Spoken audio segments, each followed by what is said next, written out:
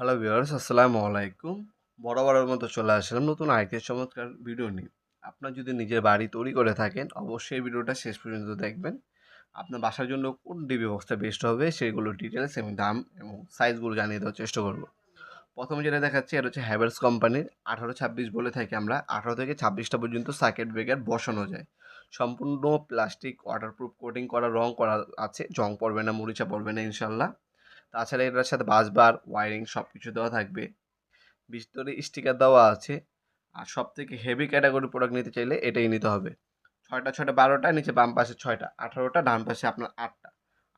১৮টা ৮টা হচ্ছে আপনার ২৬টা পর্যন্ত সার্কিট ব্রেকার বসাতে পারবেন এই ডিবি বক্সের মধ্যে।